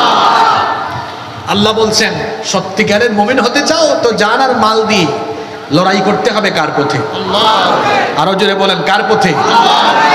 তো লড়াই করলে, আল্লাহর জমিনে আল্লাহর দিন কায়েমের চেষ্টা করলে বাধা বিপত্তি, কিছু মার খাওয়া, জেলে যাওয়া কিংবা শহীদ হওয়া, এই পরিস্থিতি আসতে পারে কি পারে না? আমার নবী যখন এই কাজ আরম্ভ করলেন, নবীজি এবং তার সাথে সাহাবীরা কি ফুলের মালা পেয়েছেন নাকি রক্ত দিয়েছেন? জোরে বলেন। তাহলে আমরাও এটা করতে গেলে রক্ত দেওয়া লাগতে, নির্যাতন আসতে, শাহাদাতের ঈদগাহে শামিল হওয়া লাগতে। এজন্য আল্লাহ এখানে বললেন, ইউকাতিলুনা ফি সাবিলিল্লাহ, এরা লড়াই করবে আল্লাহর পথে। সিচুয়েশন এমন ভাবে ক্রিয়েট হবে যে এখানে রক্ত ঝরবে, হয়তো নির্যাতনের সম্মুখীন হবে, এই পথে সে জীবনও দেওয়া লাগতে পারে, মারবে এবং মরবে। ফায়াকতুলুনা ওয়া ইউকতালুন, এই পরিস্থিতি আসতে পারে, রক্ত দেওয়া লাগতে পারে। আল্লাহ রসুল মদিনায় একটি ইসলামী সমাজ, ইসলামী রাষ্ট্র কায়েম করেছেন। এর আগে 13 বছর মক্কায় নবীজি এবং তার সাথের সাহাবীরা রক্ত দিয়েছেন। এই বাংলাদেশে ইসলামী ইমারত কায়েম করতে হলে, বাংলাদেশে কোরআনের বিজয় নিশ্চিত করতে হলে আমার মতো আপনার মতো অসংখ্য ভাইদেরকে রক্ত দেওয়া লাগতে পারে, জীবন দেওয়া লাগতে পারে। যদি সেই সুযোগ আসে, যদি রক্ত জীবন দেওয়া লাগে, আমরা কি রক্ত এবং জীবন দেওয়ার জন্য প্রস্তুত থাকব? আল্লাহ সবার হাতগুলো কবুল করেন। এখন আল্লাহর পথে যদি আপনি নিজের জীবনটা দিয়ে দেন, লাভ না লস? আসতে বললেন কেন? লাভ না লস? কিরকম লাভ হয় শোনেন। কোরআনে কারীমের 4 নম্বর সূরা সূরাতুন নিসা এর 74 নম্বর আয়াতে আল্লাহ তাআলা বলছেন, ওয়া মান ইউকাতিল ফি সাবিলিল্লাহি ফায়ুকতাল আও ইয়াগলিব ফাসাউফা নুতিহি আজরান আযীমা। আল্লাহ তাআলা বলছেন, আর যে ব্যক্তি আল্লাহর পথে লড়াই করে, আল্লাহর পথে নিজের জীবন বিলিয়ে দেয়, কিংবা যে ব্যক্তি বিজয়ী হয়, উভয়কে উত্তম পুরস্কার যিনি দান করবেন তিনি কে? শুনেন, এই যে আমাদের জীবন, আমার জীবন, আপনার জীবন, এটা থাকবে না, যে কোনো মুহূর্তে ফুটুস চলে যাব আমরা। কোনো রোগে, অসুখে, বিসুখে আক্রান্ত হয়ে মারা গেলে, কিংবা স্বাভাবিক মৃত্যু হলে, মারা যাওয়ার পরে হিসাব আছে, বিচার আছে। কিন্তু একটা মৌত হলো আল্লাহর কাছে সবচাইতে দামি মৌত, মর্যাদার মৌত, সেটা হলো শহীদি মৌত। যে ব্যক্তি আল্লাহর দ্বীনের জন্য জীবন দেয়, আল্লাহ ওই ব্যক্তির কাছ থেকে কোনো বিচার করেন না, হিসাব বলেন না, বিনা বিচারে, বিনা হিসাবে আল্লাহ তাকে জান্নাত দিয়ে দেন। এখন বলেন তো, সেই সবচাইতে শ্রেষ্ঠ মৌত, শাহাদাতের মৌতের জন্য হৃদয়ে তামান্না থাকার দরকার আছে না নাই? যাকে তাকে আল্লাহ শহীদ হিসাবে গ্রহণ করবেন না। শহীদ হিসাবে আল্লাহর কাছে কবুল হতে হলে জান এবং মালকে আল্লাহর কাছে বিক্রি করে দিতে হবে। জান মাল আল্লাহর কাছে বিক্রি করে দিলে শাহাদাতের দরজা, শাহাদাতের রাস্তা যিনি আপনার জন্য তৈরি করে দিবেন তিনি কি? আর যে ব্যক্তি শহীদ হয় তার কত মর্যাদা শুনেন। তিরমিজি শরীফের বর্ণনায় হাদিস এসেছে, আল্লাহর রাসূল বলেছেন, লিশ-শাহীদি ইনদাল্লাহি সিত্তু খিসাল, আল্লাহর দরবারে শহীদের 6টি মর্যাদা রয়েছে। নাম্বার 1, 1 নাম্বার, ইউগফারু লাহু ফি আউয়ালি দাফাতিন, কোন ব্যক্তি যখন শহীদ হয় তার শরীর থেকে যখন প্রথম রক্তের ফোঁটা বের হয়, প্রথম রক্তের ফোঁটা বের হওয়ার সঙ্গে সঙ্গে আল্লাহ তার সারা জীবনের গুনাহগুলোকে মাফ করে দেয়। শহীদের রক্ত, শহীদের শরীর থেকে যখন প্রথম রক্তের ফোঁটাটা বের হয়, ওয়ায়ারা মাকআদুহু মিনাল জান্নাহ, সঙ্গে সঙ্গে ফেরেশতা তাকে জান্নাতে তার ঠিকানা দেখিয়ে দেয়। আর শহীদেরা মৃত্যুর সময় কোনো মৃত্যুর যন্ত্রণা অনুভব করে না। সকল ব্যক্তি মরার সময়, মৃত্যুর সময় মৃত্যুর যন্ত্রণা উপভোগ করবে। মৃত্যুর ভেতরে যন্ত্রণা আছে না নাই? অবশ্যই মৃত্যুর ভেতরে যন্ত্রণা রয়েছে, কিন্তু শহীদ তার জান যাওয়ার সময় জান্নাত দেখবে। এজন্য সে মৃত্যুর যন্ত্রণা কিরকম অনুভব করবে, নবীজি বলেছেন, হাতের মধ্যে চিমটি কাটলে যেমন সামান্য ব্যথা অনুভব হয়, শহীদ মৃত্যুর সময় তার চাইতেও আরো কম ব্যথা অনুভব করে। উদাহরণ হিসাবে আমি যদি বলি, একটা দুগ্ধ শিশু দুধের জন্য যখন কান্না করে, মা এসে যখন সেই সন্তানকে কুলে নিয়ে দুধ পান করায়, বাচ্চা তখন কান্না বন্ধ করে, সে যখন দুধ পান করতে করতে আরাম করে ঘুমিয়ে যায়। শহীদ যখন আল্লাহর পথে জীবন দেয়, তাকে মারাত্মকভাবে জখম করা হয়, এরপরেও সে মৃত্যুর কষ্ট অনুভব করে না। তার কারণ হলো সে তখন চোখের সামনে ফেরেশতার দেখানো জান্নাত যখন দেখে, জান্নাত দেখার কারণে মৃত্যুর যে যন্ত্রণা, সেই যন্ত্রণার অনুভূতি সে হারিয়ে ফেলে। সে তখন জান্নাত দেখতে দেখতে চিরতরে ঘুমিয়ে যায়। তাহলে শহীদের জন্য আল্লাহর কাছ থেকে পুরস্কার রয়েছে মোট কয়টা? 6টি। আরো জোরে বলেন, কয়টা? 6টি। 1 নাম্বার, শহীদের প্রথম রক্তের ফোঁটা বের হওয়ার পরেই তাকে মাফ করে দিবেন কে? আল্লাহ। জান্নাতে তার ঠিকানা দেখিয়ে দেওয়া হবে। নাম্বার 2 নাম্বার হলো ওয়ায়ুজারু মিন আযাবিল কবর, শহীদকে কবরের শাস্তি থেকে বাঁচায়া দেওয়া হবে।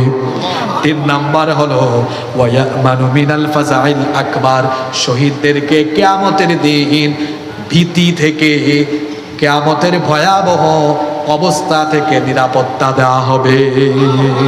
4 নাম্বার হলো ওয়ায়ুদাউ আলা রাসিহি তাজুল ওয়াকারিল ইয়াকুতুহু মিনহা খায়রুম মিনাদ দুনিয়া ওয়া মা ফিহা, 4 নাম্বার পুরস্কার হলো শহীদদেরকে আল্লাহ তাআলা কিয়ামতের দিন ইয়াকুত পাথরের তৈরি মুকুট তাদের মাথায় আল্লাহ পরিধান করাবে। এমন মুকুট আল্লাহর হাবিব বলেছেন, খায়রুম মিনাদ দুনিয়া ওয়া মা ফিহা, যেই মুকুট দুনিয়া এবং দুনিয়ার মধ্যে যা আছে সবকিছু থেকে উত্তম হবে। সুবহানাল্লাহ। শহীদের জন্য 5 নাম্বার পুরস্কার হলো ওয়ায়ুজাওয়াজু ইসনাতাইনি ওয়া সাবঈনা যাওজাতাম মিনাল হুরিল ঈন, ডাগর ডাগর চক্ষু বিশিষ্ট 72 জন হুরের সাথে শহীদের বিয়ে দেওয়া হবে। 6 এবং সর্বশেষ পুরস্কার হলো ওয়ায়ুশাফাউ ফি 70 মিন আকারিবিহি, তার আত্মীয় স্বজনের মধ্য থেকে 70 জনের জন্য সুপারিশ করার সুযোগ আল্লাহ শহীদকে দিয়ে দিবে। তাহলে বলেন তো, শহীদি মৃত্যুর মর্যাদা কম না বেশি? এজন্য আল্লাহ রসুলের সাহাবীরা শহীদ হওয়ার জন্য উদ্গ্রীব ছিলেন, পাগলপাড়া ছিলেন।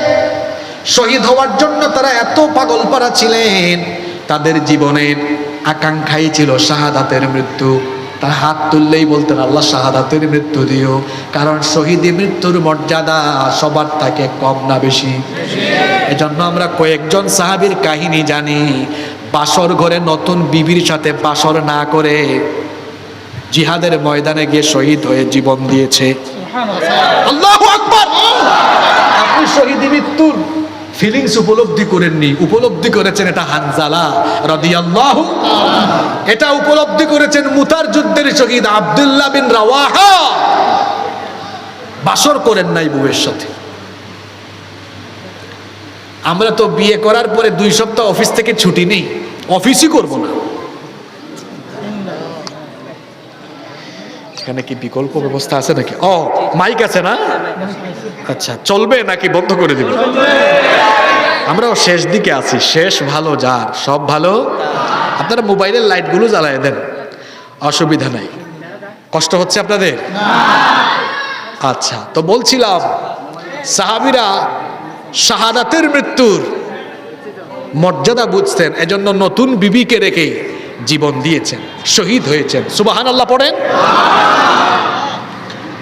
আপনি তো বিয়ে করার পরে বাসর ঘর হয়, এরপরে আপনার 2 সপ্তাহ 3 সপ্তাহ অফিসেও যান না, ছুটি কাটান, বউয়ের সাথে সময় কাটান।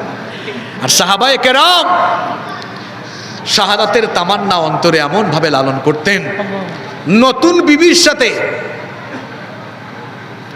বিবির সাথে সময় না কাটিয়ে শহীদ হওয়ার সুযোগ এসেছে, জীবনটাকে আল্লাহর পথে দিয়ে দিয়েছে। আমরা আরেকজন সাহাবীর নাম জানি, জুলাইবিব রাদিয়াল্লাহু আনহু।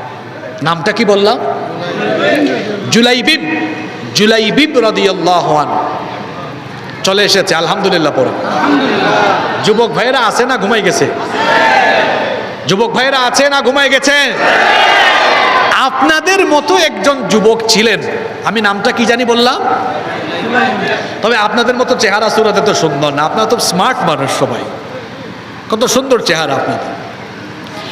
জুলাইবিব রাদিয়াল্লাহু আনহু অল্প বয়সী একজন তরুণ, অল্প বয়সী একজন যুবক। চেহারা ছিল, গায়ের চামড়া ছিল কুচকুচে কালো, অত্যন্ত বেটে মানুষ ছিলেন, অখ্যাত বংশের একজন মানুষ ছিলেন, খুব গরিব মানুষ ছিলেন, অসহায় মানুষ ছিলেন, কালো চামড়ার অধিকারী। এত গরিব মানুষ, তিনি থাকতেন আল্লাহ রসুলের আহলে সুফার মধ্যে। আসমান ছিল তার শামিয়ানা, মাটি ছিল তার বিছানা, এমনকি পানি পান করার জন্য এরকম একটা পাত্র তার কাছে ছিল না। হাদিসে এসেছে 2 হাতের অঞ্জলি ভরে কুয়া অথবা নল থেকে তিনি পানি পান করতেন। মানুষ খাবার খেয়ে উচ্ছিষ্ট ফেলে দিলে সেই উচ্ছিষ্ট তিনি খাবার হিসাবে গ্রহণ করতেন। এই রকমের একজন সাহাবী ছিলেন, যুবক মানুষ, তরুণ মানুষ, আল্লাহর নবীর সাহাবী জুলাইবিব রাদিয়াল্লাহু আনহু। আল্লাহর রাসূল একদিন মসজিদে নববীতে সাহাবীদেরকে নিয়ে বসা, এমন সময় জুলাইবিব রাদিয়াল্লাহু আনহু হেঁটে যাচ্ছেন। নবীজি সাহাবীদেরকে বললেন, তোমরা কি তাকে চিনো নাকি? এত অখ্যাত বংশের মানুষ, তাকে কে আর চিনবে? সাহাবায়ে কেরাম বললেন, না, তাকে আমরা চিনি না। কিন্তু দেখেন নেতৃত্বের গুণাবলী কেমন হয়।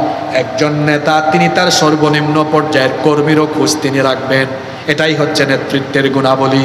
আল্লাহ নবী বললেন, তোমরা তাকে না চিনলে কি হবে, তাকে আমি চিনি, এ হলো আমার সাহাবী জুলাইবিব।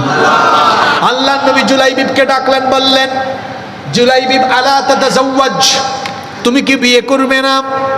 শুনতেছেন আপনারা? জুলাইবিব, তুমি কি বিয়ে করবে না?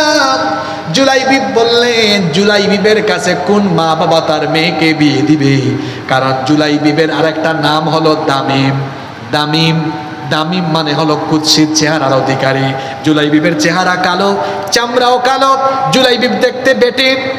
তারপরে জুলাইবিবের বংশ অত নামি দামি বংশ না, জুলাইবিবের ঘর বাড়ি নাই, তার কাছে কোন পিতামাতা তার মেয়েকে বিয়ে দিবে? ওগো নবী, আমি আখিরাতের আশায় আছি, আখিরাতে আল্লাহ আমাকে উত্তম স্ত্রী দান করবেন। নবীজি দ্বিতীয় দিন, পরের দিন আবারও জুলাইবিবকে একই রকমের প্রশ্ন করলেন, জুলাইবিব একই রকমের উত্তর দিলেন। তৃতীয় দিন নবীজি জুলাইবিবকে একই রকমের প্রশ্ন করলেন, জুলাইবিব একই রকমের উত্তর দিলেন। সেই দিন নবীজি জুলাইবিবকে বললেন, হে জুলাইবিব, তুমি আমার অমুক আনসারী সাহাবীর বাড়িতে যাও, গিয়ে বলো আল্লাহর রাসূল তোমাকে বিবাহের প্রস্তাব দিয়ে পাঠিয়েছেন। আমার ওই আনসারী সাহাবীর একজন সুন্দরী কন্যা আছে, গিয়ে বলবা আল্লাহর রাসূল প্রস্তাব দিয়েছেন, তারা যেন তাদের মেয়েকে তোমার সঙ্গে বিবাহ দেয়। শুনতেছেন তো আপনারা? রাসূলের আদেশ পেয়ে জুলাইবিব রওনা করলেন। জুলাইবিব রাদিয়াল্লাহু আনহু রওনা করলেন, ওই আনসারী সাহাবীর বাড়িতে দরজায় নক করলেন। আনসারী সাহাবী দরজা খুললেন, বললেন, মান আনতা, আপনি কে? জুলাইবিব বললেন, আনা জুলাইবিব, আমি হলাম জুলাইবিব। তখন আনসারী সাহাবী বললেন, কেন এসেছেন? তিনি বললেন, আমাকে আল্লাহর হাবিব এখানে পাঠিয়েছেন।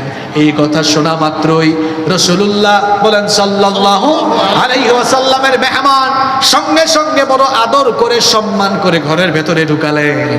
তারপরে বললেন, আল্লাহ রসুল কেন আপনাকে পাঠালেন? তিনি বললেন, আল্লাহর রসুল আপনার মেয়ের জন্য বিবাহের প্রস্তাব পাঠিয়েছেন। তিনি মনে মনে ভাবলেন সম্ভবত আল্লাহর রসুল নিজের জন্য বিবাহের প্রস্তাব দিয়েছেন। তিনি বললেন, আল্লাহর নবী যদি আমার মেয়ের জন্য বিবাহের প্রস্তাব পাঠান, আমার কোনো কথা নাই, আমার মেয়েকে আল্লাহ রসুলের কাছে বিয়ে দিয়ে দিব। তখন জুলাইবিব রাদিয়াল্লাহু আনহু বললেন, না, আল্লাহর রাসূল তার নিজের জন্য প্রস্তাব পাঠান নাই, প্রস্তাব পাঠিয়েছেন আমার সাথে বিয়ে দেওয়ার জন্য।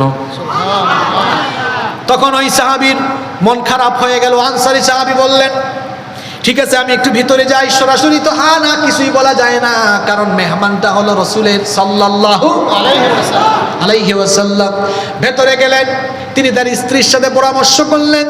স্ত্রী একটু আড়াল থেকে যখন তাকে দেখলেন কুচকুচে কালো চামড়া, চেহারা সুন্দর না, বেটে মানুষ এসেছেন তার বডির মধ্যে। তার এই বদনে ধুলোবলি বদনে উস্কো খুস্কো চুল নিয়ে হাজির হয়েছেন। তিনি দেখে বললেন, এত কালো, এত কুৎসিত চেহারার, এত বেটে প্রকৃতির এই গরিব অসহায় ছেলের সাথে আমাদের মেয়ে, সুন্দরী মেয়েটাকে বিয়ে দিতে পারবো? এই পিতামাতার কথোপকথন ভেতর থেকে শুনে ফেলেছেন তাদের মেয়ে তখন বললেন, আমার মা আর বাবা শুনেন, আল্লাহর রাসূলের প্রস্তাব ফিরিয়ে দেওয়ার মতো এত বড় স্পর্ধা, দুঃসাহস কি করে হলো আপনাদের? আল্লাহু আকবার। পিতামাতা তখন বললেন, ওগো আমাদের কন্যা, আবেগ দেখায়ও না, একটু আড়াল থেকে ছেলেটাকে দেখো, বিবাহের শখ শেষ হয়ে যাবে। তখন মেয়ে বললেন, আড়াল থেকে দেখা লাগবে না, কোনো প্রকার চিন্তা ভাবনা যাচাই বাছাই ছাড়া আল্লাহর রসুলের প্রস্তাব আমি গ্রহণ করে নিলাম। রাসূলুল্লাহ সাল্লাল্লাহু আলাইহি ওয়াসাল্লাম প্রস্তাব দিয়েছেন, এটা আমি যাচাই বাছাই করব না, আমি এটা মেনে নিলাম। সুবহানাল্লাহ। বিয়ে হয়ে গেল। শুনতেছেন তো আপনারা? যুবক ভাইরা আছে না ঘুমিয়ে গেছে? কি হয়ে গেল? বিবাহ হয়ে গিয়েছে। এখন এটা ছেলে আর মেয়ের স্বপ্নের রাত হলো বিবাহের প্রথম রাত। জুলাইবিব রাদিয়াল্লাহু আন বাসর ঘরে নতুন বউয়ের কাছে এমন সময় বাহির থেকে আওয়াজ আসলো, আইনা জুনুদুল্লাহ, আল্লাহর সৈন্যরা কোথায়, আল্লাহর মুজাহিদরা কোথায়? জিহাদের ডাক এসেছে, যুদ্ধের দামামা বেজে উঠেছে। রাসূলুল্লাহ সাল্লাল্লাহু আলাইহি ওয়াসাল্লাম নিজে তিনি জিহাদের ডাক দিয়েছেন। বর্ণনাকারী সাহাবী বলেছেন, তীরের ধনুক থেকে তীরের ফলা থেকে যেমন ধনুক দ্রুত গতিতে ছুটে যায়, জুলাইবিব জিহাদের কথা শুনে শাহাদাতের তামান্নায় নতুন বিবির কাছ থেকে বিদায় নিয়ে দ্রুত গতিতে তিনিও জিহাদের ময়দানে ছুটে চলে যান। সুবহানাল্লাহ। সেখানে গিয়ে লড়াই করতে করতে জুলাইবিব রাদিয়াল্লাহু আনহু শহীদ হয়ে গেলেন। যুদ্ধ শেষ হওয়ার পরে নবীজি ময়দানে আসলেন, সাহাবীদেরকে বললেন, সকল শহীদদের লাশের সমবেত করো। শহীদদের লাশগুলোকে সমবেত করা হলো। নবীজি বললেন, সবার লাশই তো দেখছি, কিন্তু আমার হাবিবের লাশ কোথায়? আমার, জোরে বলেন তো, কি বলছি? নবীজি নাম বলেন নাই, বলেছেন কি? আমার হাবিবের লাশ কোথায়? সাহাবীরা বললেন, ওগো আল্লাহর রাসূল, আপনার হাবিবকে তো আমরা চিনি না। নবীজি বললেন, আমার হাবিব হলো আমার জুলাইবিব। সুবহানাল্লাহ। তোমরা তাকে চেনো না, আমি তাকে ঠিকই চিনি। নবীজি বললেন, তোমরা তাকে খুঁজে বের করার দরকার নাই, আমি রাহমাতাল লিল আলামিন নিজেই তাকে খুঁজে বের করব। নবীজি এবার নিজেই খোঁজাখুঁজি আরম্ভ করলেন। 7 জনের মরদেহের পাশে, 7 জন কাফিরের মরদেহের পাশে নবীজি একটা লাশ দেখলেন। নবীজি সেখানে গেলেন, গিয়ে দেখলেন এত মারাত্মক জখম, গোটা শরীরটাকে জখম করে ফেলা হয়েছে।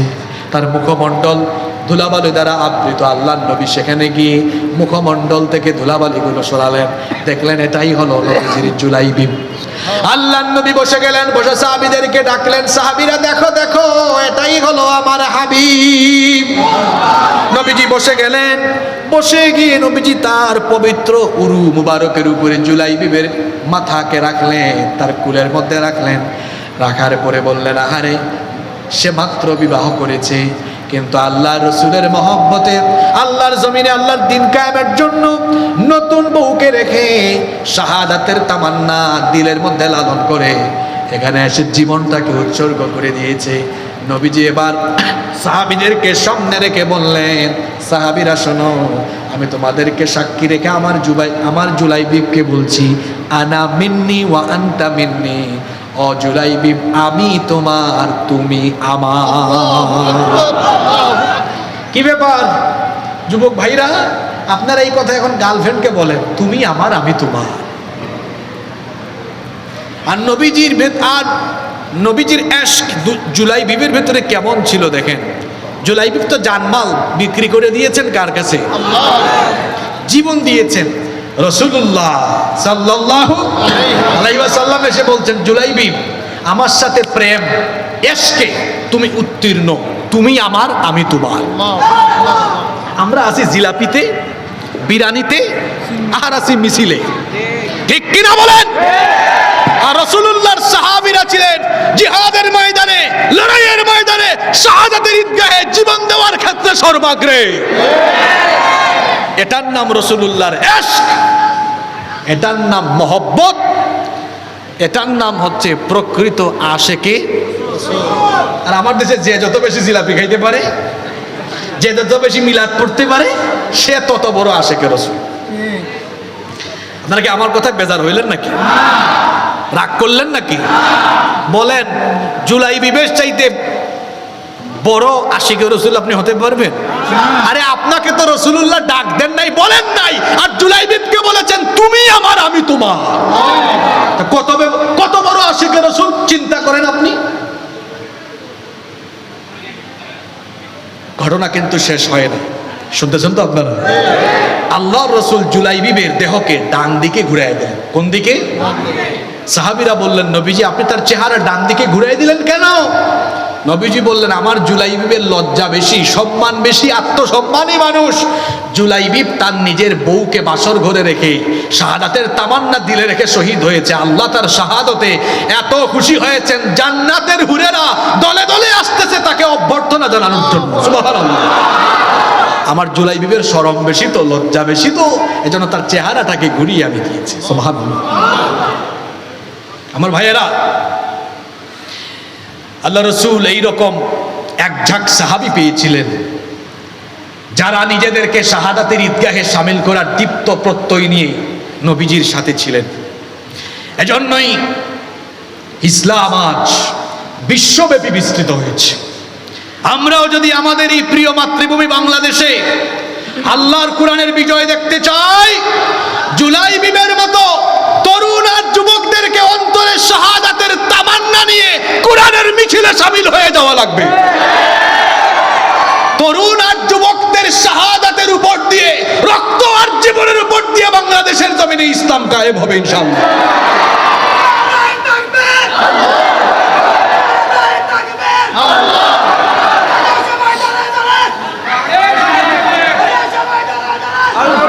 নতুন তো একটু সময় লাগবে, নতুন তো এতদিন তো স্লোগান দিছে অন্য ক্যাটাগরির, এখন পরিবর্তনের দরকার আছে না নাই? আল কোরআনের আলো।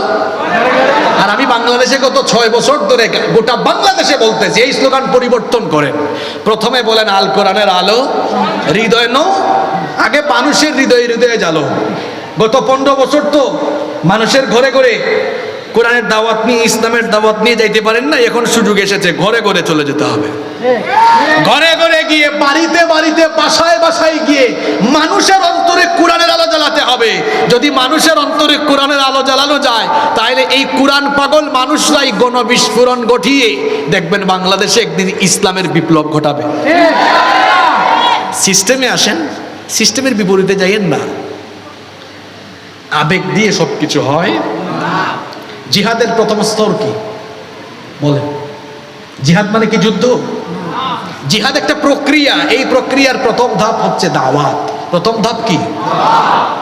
তা আপনি কোরআনের দাওয়াত দিয়ে মানুষের অন্তরে কোরআনের নূর না ঢুকিয়ে আপনি কি কোরআনের বিপ্লব ঘটাতে পারবেন?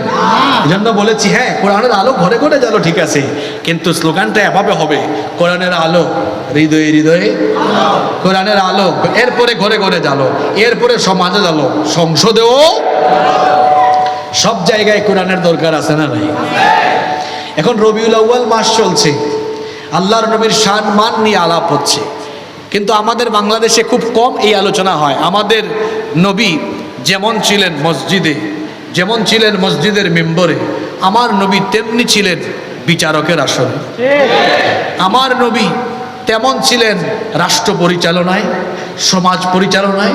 আজকে সেই কথাগুলো আমরা খুব একটা বলি না, আমরা খুব একটা বলি না। অথচ রাসূলুল্লাহ সাল্লাল্লাহু আলাইহি ওয়াসাল্লামের পুরো জীবনীটাই হচ্ছে আমাদের জন্য আদর্শ। এটাকে আমরা গ্রহণ করতে পারলেই এর মধ্যেই রয়েছে সফলতা, এর মধ্যেই রয়েছে মুক্তি ইনশাআল্লাহ। তাহলে শাহাদাতের মৌতের মর্যাদা কম না বেশি?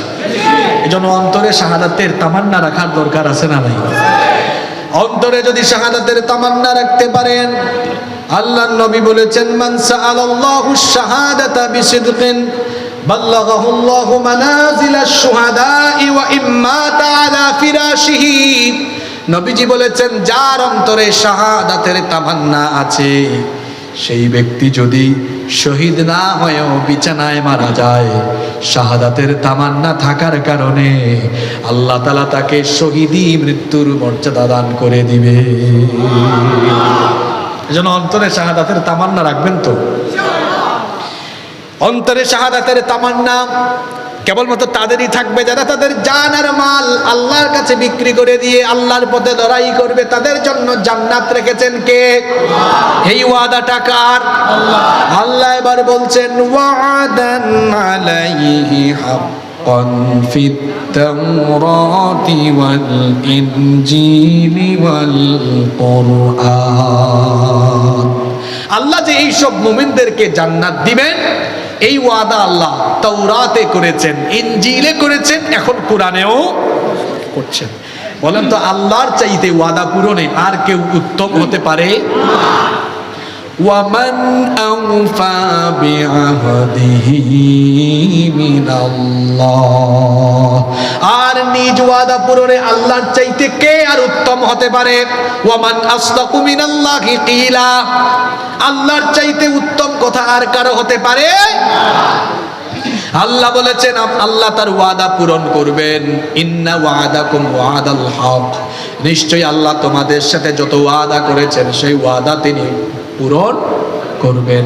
সুতরাং তোমরা যারা জানমালকে আল্লাহর কাছে বিক্রি করে প্রকৃত মুমিন হতে পেরেছো, তোমরা শোনো, আল্লাহ বলছেন, ফাস্তাবশিরু বিবাইইকুমুল্লাযী বায়াতুম বিহি। জানমাল আল্লাহর কাছে বিক্রি করে দেওয়া যে সওদা, যে কেনাবেচা, যে কেনাবেচা উপায় তোমরা অবলম্বন করেছো, তোমরা যারা এটা বিক্রি করেছো, তোমরা আল্লাহর তরফ থেকে সুসংবাদ গ্রহণ করো। সুবহানাল্লাহ পড়তে ইচ্ছে করে না? আল্লাহ বলছেন, জান এবং মাল আল্লাহর কাছে বিক্রি করে দিয়ে প্রকৃত ঈমানদার হবে যারা, জান্নাত পাবে তারা। আর এটি হলো এমন এক সফলতা, আল্লাহ বলেছেন, যালিকা হুয়াল ফাউজুল আযীম। এটা হচ্ছে সবচেয়ে বড় সফলতা। এই সফলতার উপরে আর কোনো সফলতা হতে পারে? আচ্ছা বলেন তো, জান্নাত পাওয়ার চাইতে বড় কোনো সফলতা আর আছে? বলেন, আছে? এজন্য আল্লাহ সূরা মুমিনুনে বলেছেন, প্রকৃত সফলকাম তারা, জান্নাতি যারা। বর অন্য আয়াতে আল্লাহ বলেছেন, ফামান যুহজিহা আনিন নার ওয়া উদখিলাল জান্নাতা ফাকাদ ফাজ। যাদেরকে জাহান্নামের আগুন থেকে বাঁচিয়ে জান্নাত দেওয়া হলো, তারাই সফল হলো। তাহলে এখানে আল্লাহ আমাদের সফলতা হিসাবে যে জিনিসের সুসংবাদ দিয়েছেন, সেই জিনিসটার নাম কি? আরো আসতে বলেন। জান্নাত চান না? কে কে হাত তোলেন? মাশাআল্লাহ, মনোযোগ আছে। তাহলে সবাই জান্নাত আমরা চাই, সবাই আমরা জান্নাত। এই জান্নাত পেতে হলে প্রকৃত মুমিন হতে হবে। আর প্রকৃত মুমিন হতে হলে জানমালকে নিজের ইচ্ছায় পরিচালনা করা যাবে না। জানমাল বিক্রি করে দিতে হবে কার কাছে? বিক্রি মানে বুঝেন তো, বিক্রি করে দিলে আপনার নিজের মতো চালাইতে পারবেন না, সব চলবে কার মতো? আপনার পরিবার চলবে কার মতো? ব্যবসা চলবে কার মতো? মিছিল হবে কার মতো?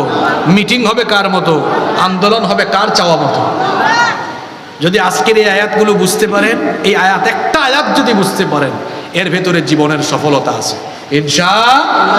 আমরা যদি সত্যিকারের মোমেন হয়ে জানমাল আল্লাহর পথে বিক্রি করে আমরা আল্লাহর দিন কায়েমের পথে অটল অবিচল থাকতে পারি, এই দেশে কোরআনের বিজয় আসবে। ওয়াদাটা কার? ওয়াদা কার? যার যতই জ্বালাপুরা থাকুক না কেন, ইউরিদুনা লিইউতফিউ নূরাল্লাহি বিআফওয়াহিহিম ওয়াল্লাহু মুতিম্মু নূরিহি ওয়ালাউ কারিহাল কাফিরুন। আল্লাহ বলেছেন তারা তাদের মুখের ফুৎকার দিয়ে আমার দিনের আলোকে নিভিয়ে দিতে চাইবে, লাভ নাই। ওয়াল্লাহু মুতিম্মু নূরিহি, আল্লাহ এটার পূর্ণতা দান করবেন। সুবহানাল্লাহ। এই বাংলাদেশে কোরআনের রাজ, কোরআনের বিপ্লব কায়েম হবেই হবে ইনশাআল্লাহ। মাঝখান দিয়ে ঠেলাঠেলা গায়েন না, আলেম ওলামাদের মধ্যে ঐক্য হবে। আমি তো আগেই বলেছি, আপনারা বাবা, চাচা আর স্বামীর আদর্শ দেখে ফেলছেন, এখন বাকি আছে কোরআনের আদর্শ দেখা, ঠিক না? আমি রাজশাহী, চাঁপাইনবাবগঞ্জ এইসব অঞ্চল সফর করে আসলাম। সেখানে মানুষ প্রশ্ন করলো, হুজুর আমরা ঠিক আছে চাইছি কোরআনের আদর্শেই পরিচালিত হোক, কিন্তু আপনারা তো এক না। আমাদের মধ্যে যে অনৈক্যের দেওয়াল আছে, ইনশাআল্লাহ খুব শীঘ্রই এই দেয়াল আমরা ভেঙে চুরমার করে দিয়ে কওমি আলিয়া, হেফাজত, জামাত, চরমুনাই, খেলাফত সবাই আমরা একটা মিলে বসে যাব ইনশাআল্লাহ। উপরের মহল ঠিক আছে, নিচের মহলে ডিস্টার্ব আছে। এটা ফেসবুক খুললে বোঝা যায়, এত বড় মুজাহিদ ফেসবুক মুফতি, আরে বাপ রে বাপ, তার কমেন্ট দেখলে মনে হয় কেন্দ্রীয় দায়িত্বশীল। তৃণমূল পর্যায়ে দায়িত্বশীলদেরকে বলবো এদেরকে মনিটরিং এ নিয়ে আসার জন্য, কারণ এদের লাফালাফির কারণে বৃহত্তর ঐক্যের মধ্যে ফাটল ধরে। মাঠে ময়দানে এমন কোনো বক্তব্য রাখবেন না। দেখেন আমি 1.5 ঘন্টা বক্তব্য রাখলাম, আমাদের ভাই যারা আলেম ওলামা আছেন তাদের বিরুদ্ধে চুলকানিমূলক কোনো কথা আছে? দরকার নাই। তারা আমার ভাই, তার সাথে আমার 2-3টা বিষয়ে মতের অমিল, 2টা অমিল, 98টা তো মিল আছে। কোনো অসুবিধা আছে? কোনো অসুবিধা নাই। সুতরাং কেউ কোনো পর্যায়ে এমন কোনো কাজ করবেন না যাতে করে ইসলামপন্থীদের মধ্যে, আলেম ওলামাদের মধ্যে ঐক্য বিনষ্ট হয়। এত বড় নেয়ামত আমরা পেয়েছি, এই নেয়ামত যদি হারায় ফেলেন তাহলে আবার আরেক অন্ধকার আসবে, যে অন্ধকারের পরে আলো দেখতে যে কত যুগ লাগবে এটা আমরা জানি। নেয়ামত পেয়ে নেয়ামতকে কাজে লাগাতে হয়। আসুন একটু উদারতা লালন করি, আমরা একজন আরেকজনকে বুকে জড়িয়ে নেই।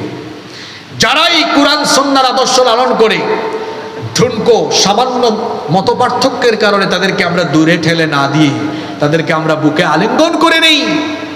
আমরা যদি সবাই একত্রিত হয়ে যেতে পারি, আমি তো গত কয়েক মাস ধরে বলছি যে বাংলাদেশের মানুষ এখন অপেক্ষায় আছে এই ঘোষণার, ইসলামপন্থী যত দল আছেন, যত আলেম ওলামা আছেন, ঐক্যবদ্ধ একটা ঘোষণা তারা দিবেন, আমরা এক হয়ে গেছি। এই ঘোষণাটা শোনার জন্য বাংলাদেশের মুসলমানরা অধীর আগ্রহে অপেক্ষা করছে। আমরা ঊর্ধ্বতন মহলের সকলকে অনুরোধ করব, মানুষের এই সেন্টিমেন্ট বোঝার চেষ্টা করুন, আর বৃহত্তর ঐক্য স্থাপন করে আপনারা যদি জনগণের সামনে আসতে পারেন, এদেশের মানুষ শুধু মুসলমান নয়, বিধর্মীরাও এখন জানে ইসলামপন্থীদের কাছে তারা নিরাপদ। যদি ঐক্যবদ্ধ হতে পারেন, এই দেশের শাসন ক্ষমতা, গুরু দায়িত্ব বাংলাদেশের সকল ধর্ম বর্ণের মানুষ, আলেম উলামা এবং ইসলামপন্থীদের হাতেই তুলে দিবে ইনশাআল্লাহ। এজন্য আমাদের সকলকে ঐক্যবদ্ধ থাকতে হবে। আমরা সবাই থাকতে পারবো তো ইনশাআল্লাহ? আর নিজেদেরকে বিক্রি করে দিব কার কাছে? বিক্রি করলেন তো? তাহলে এখন থেকে চলবো আমরা আল্লাহর নির্দেশ মতো, বিধান মতো। আল্লাহ আমাদেরকে তার নির্দেশ মোতাবেক, তার বিধি মোতাবেক কোরআনের রঙে রঙিন হয়ে, কোরআনের আলোয় আলোকিত জীবন গঠন করার তৌফিক দান করেন। আমরা সবাই বলি আমিন। মাহফিল কমিটির কোনো বক্তব্য থাকলে আমরা সংক্ষেপে শুনবো, না থাকলে সরাসরি